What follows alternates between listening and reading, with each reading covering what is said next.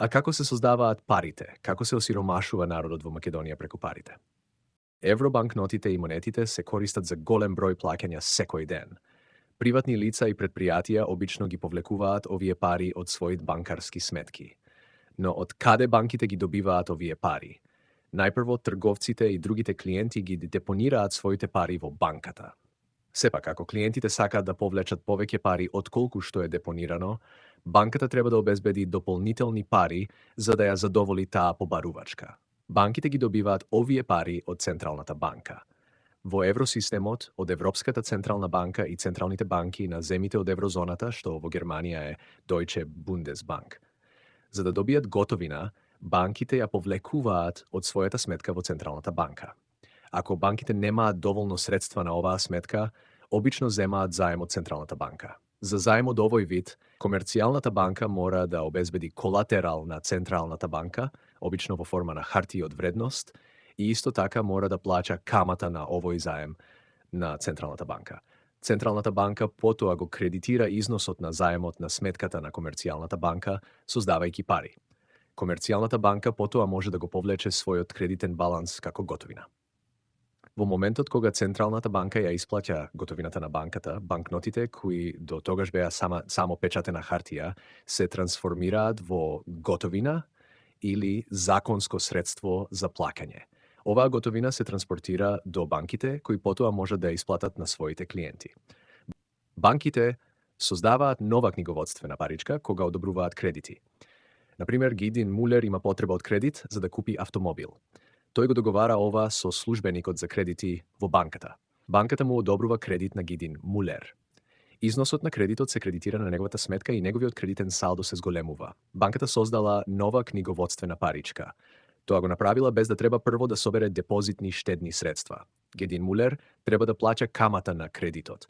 Каматата е цената на кредитот. Гидин Мулер сега може да го користи овој кредитен салдо за плаќања. Например, тој може да направи банкарски трансфер за да плати за автомобилот. Банката потоа го пренесува кредитниот салдо од неговата сметка на сметката на продавачот на автомобилот. Книговодствената паричка тече од една сметка на друга и Гидин Мулер го добива автомобилот. Банките, значи, создаваат книговодствена паричка со одобрување на кредити. Централни банкарски пари е термин кој се користи за депозити чувани во Централната банка и готовина пуштена во оптек од Централната банка, бидејќи само Централната банка може да ги создаде овие пари. Но како настануваат салда во Централната банка? Еден начин е кога Централната банка одобрува кредит на Комерцијална банка. Централната банка го кредитира износот на кредитот на сметката на Комерцијалната банка. Сепак, Комерцијалната банка е обврзана да заложи колатерал како што се хартии од вредност против кредитот и да плати камата на него. Ако Комерцијалната банка го отплати кредитот користејќи го своето салдо на сметката, централните банкарски пари што беа претходно создадени престануваат да постојат. Денес монетите и банкнотите имаат речиси никаква материјална вредност. Книговодствените пари и дигиталните пари всушност се само електронски записи. Поради оваа причина, луѓето мора да имаат доверба дека нивните пари ќе ја задржат својата вредност. Централните банки ја заштитуваат вредноста на парите. Во периодот од јануари 2003 година до април 2024 година, количината на денари е зголемена за повеќе од 7 пати. Сега да провериме дали вредноста на парите е заштитена со текот на времето.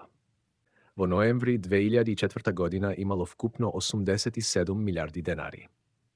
Потрошувачката кошничка чинела 8 златни пари или 9886 денари.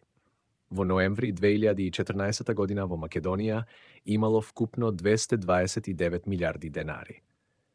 Потрошувачката кошничка чинела 8 златни пари или 32.168 денари или 1.746 во биткоин.